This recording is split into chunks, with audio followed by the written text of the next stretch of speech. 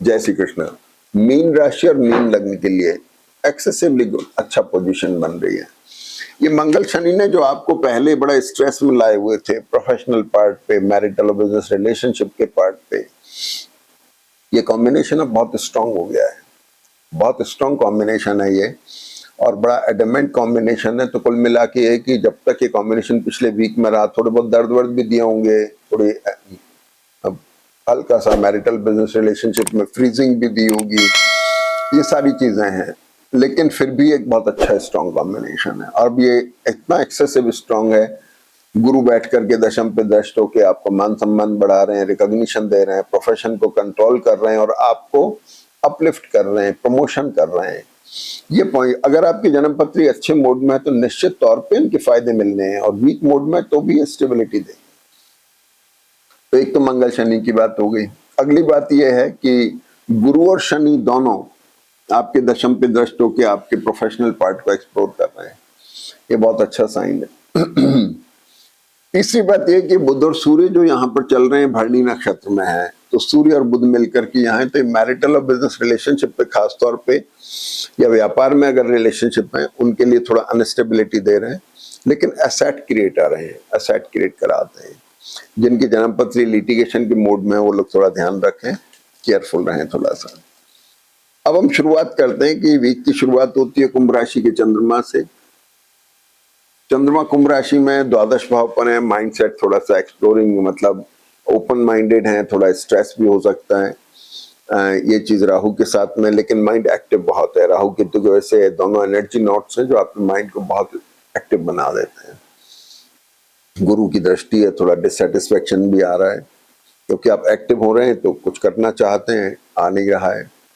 11 तारीख को सबसे पहला एपिसोड ये होता है कि मंगल जो अभी तक आपके 7 तारीख से वर्गोत्तम में चल रहे थे यहाँ पर, और अब वो 11 तारीख को यहाँ से शिफ्ट होके मेष राशि में आ रहे हैं, और यहाँ भी वर्गोत्तम में, ये भी मंगल वर्गोत्तम में हो गए। तो शनि यहाँ पर बैठे हुए हैं मंगल वर्गोत्तम में, सूर्य के साथ में, बुध के साथ में है। देखिए बुध और सूर्य, मंगल और सूर्य एग्रेसिव प्लैनेटरी पोजीशन है, बोलने पे विशेष कंट्रोल रखना है, किसी से गलत बात ना हो उसे निकल जाए, नहीं तो रिलेशनशिप पे फर्क आ सकता है। दूसरा, इस कॉम्बिनेशन की दृष्टि अष्टम भाव पर है, यहाँ पे मंगल केतु के नक्षत्र में, ध्यान रखिएगा ये दर्द की तकलीफ दे सकते हैं, माइंडसेट को इरिटेटिंग बना सकते हैं क्योंकि पाप ग्रहों के असर आते हैं। तो लोअर एब्डोमेन में तीखा दर्द होना, पैर में मसल्स का खिंचना, कंधे में खिंचाव आ जाना, ये चीजें इसमें आती हैं। बाकी भाग्य में वृद्धि दे रहे हैं, इसमें कोई दो राय नहीं है। पैसा दे रहे हैं, वर्गोत्तम का मंगल धन का कारक है, पैसा दे रहे हैं, भाग्य को बढ़ा रहे हैं। कुल मिला के बहुत अच्छे कॉम्बिनेशन बन रहे हैं। अब सबसे बड़ी बात यह हुई कि मंगल शिफ्ट हो गए और 11 तारीख को फिर इसके बाद में दिन में 1:15 बजे से शाम को 7:30 बजे तक ये चंद्रमा कुंभ राशि में वर्गोत्तम में आ जाते हैं। ये चंद्रमा यहाँ वर्गोत्तम में है।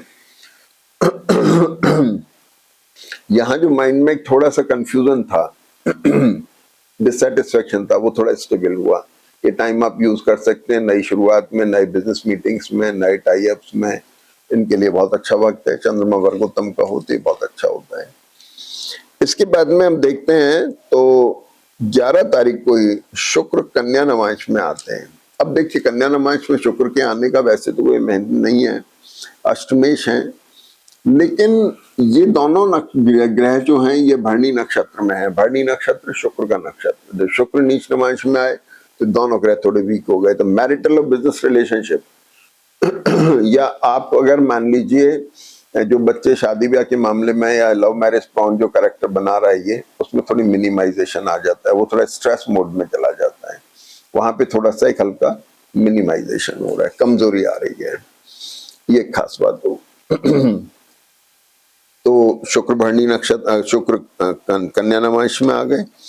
11 तारीख को ये सूर्य भरणी से कृतिका नक्षत्र में आ गए। अब सूर्य जो वेम्सिकल थे, अभी थोड़ा सा ये जो कॉम्बिनेशन है पूरा शुक्र के नक्षत्र में, ये कॉम्बिनेशन लव मैरिज प्रॉन होता है अमूमन, तो इसलिए सूर्य यहाँ पर अब कृतिका नक्षत्र में आ गए। ये थोड़ा डिसाइसिव हुआ, जो विम्सिकल कैरेक्टर था, सोच विचार असमंजस की स्थिति थी, और वो धीरे धीरे डिसाइसिव मोड में जा रही है। केतु की दृष्टि है मंगल के ऊपर, बोलने पे तो विशेष ही ध्यान रखने की जरूरत है, गलती ना हो जाए। स्पाउस के साथ रिलेशनशिप, बिजनेस रिलेशनशिप, आपकी नौकरी में एम्प्लॉयर के साथ रिलेशनशिप, इन सब का थोड़ा ध्यान रखने की जरूरत है। इसके बाद में 12 तारीख को चंद्रमा मीन राशि में आते हैं। ये चंद्रमा यहां से मीन राशि में आ गए, शनि के साथ में रिडिफाइनिंग मोड बना रहे हैं। आपकी सोच विचार बदल रही है, इन्वेस्टमेंट्स को लेके, बच्चों को लेकर के, अपनी एजुकेशन को लेकर के नए तरीके ढूंढे जा रहे हैं, ये चीजें। और फिर शनि की दृष्टि दशम पे, तो प्रोफेशनल पार्ट पर भी रिडिफाइनमेंट आ रहा है। रिडिफाइनमेंट हमेशा बेटर साइड की तरफ जब हम जाना चाहते हैं तब आता है, तो कुल मिला के बेटर साइड में ले जा रहा है। इसके बाद में 13 तारीख को बुध भी कृतिका नक्षत्र में आ गए। तो जो आपके बुध 7 तारीख से चल रहे थे भरणी नक्षत्र में, ये भी कृतिका में आ गए। तो आपका जो मैरिटल और बिजनेस रिलेशनशिप का पार्ट है, प्रोफेशन का पार्ट है, ये भी अब थोड़ा सा बेटर मोड में, इसमें अनस्टेबिलिटी खत्म हो रही है, अनिश्चितता की स्थिति खत्म हो रही है। 14 तारीख को गुरु वर्गोत्तम में। अब भाई गुरु तो आपका सबसे कारक ग्रह हुआ, केंद्र में बैठा हुआ है, 12 महीने से आपके प्रोफेशन को स्टेबल दे रहा है। शनि की दृष्टि से आपको प्रमोशन टाइप एक्टिविटीज हो रही हैं। ये गुरु जाते जाते आपको और ज्यादा बेटर देना चाह रहे हैं, क्योंकि 1 महीना बचा इनके शिफ्ट होने में, और गुरु वर्गोत्तम में होने की वजह से आपका प्रोफेशनल पार्ट और बेटर स्ट्रांग हो रहा है। यानी आप प्रमोट हो सकते हैं, आपको फायदा हो सकता है, किसी भी तरह की चीज हो सकती है। गुरु चौथे स्थान में बैठ के एसेट गेन भी करवा रहे हैं, आपकी पोजीशन को स्ट्रांग बना रहे हैं, मान सम्मान प्रतिष्ठा दे रहे हैं। ये पोजीशन इस गुरु की बहुत अच्छा साइन है। फिर 14 तारीख को शुक्र मिथुन राशि में आ रहे हैं। अब शुक्र जो है यहाँ पर गुरु के साथ में आ गए।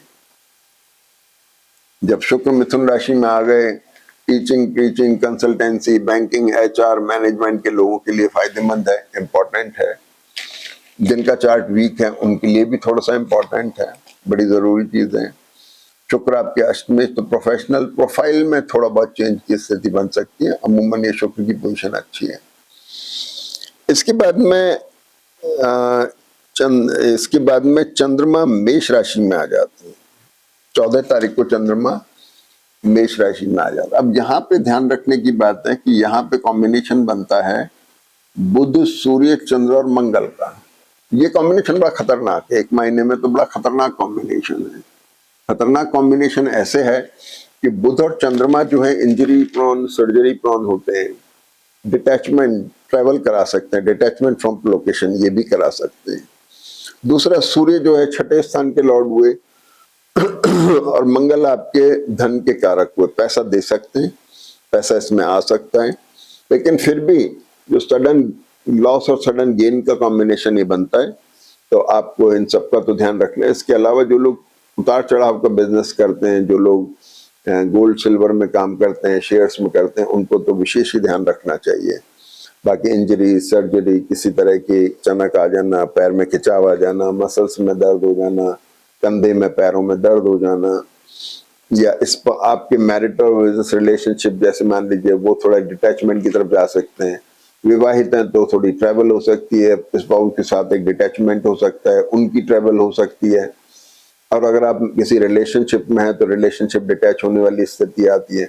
छोटे जो कॉम्बिनेशंस आते हैं वो डिटैचमेंट से ट्रैवल दे देते हैं, और अगर ये लॉन्ग टर्म में आ जाता है और जन्म पत्री का मूड भी वैसा ही है तो परमानेंट डिटैचमेंट भी कभी कभी दे देता है। पेरेंट्स की हेल्थ का विशेष तौर पर ध्यान रखना है। एसेट का लिक्विडेशन और लोकेशन चेंज होना, दोनों चीजें पॉसिबल है। अगली बात ये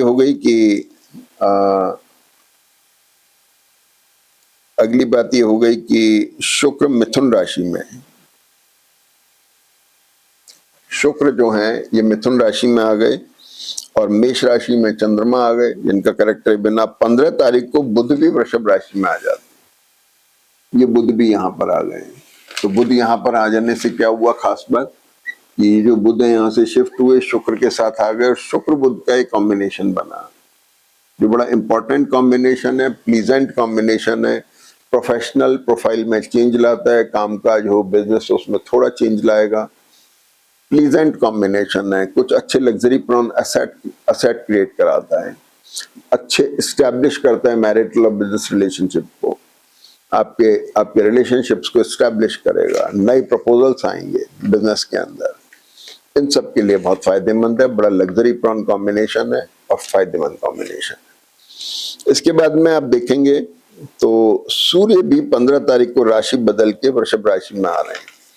अब सूर्य जो आपका सेकंड हाउस में चल रहा था, अब ये वृषभ राशि में आ जाते हैं, बुध के साथ में है।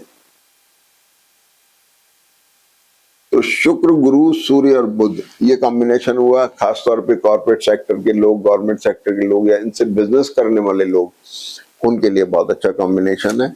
एग्रेशन से आप बाहर आ गए हैं, लेकिन मंगल की एक्यूटनेस अभी बरकरार है, केयरफुल रहने की तो जरूरत है अभी। और चंद्रमा के होने से एक्यूट एसिडिटिक पेन होना, पैर में, कंधे में, पेट में दर्द होने की स्थिति बन सकती है।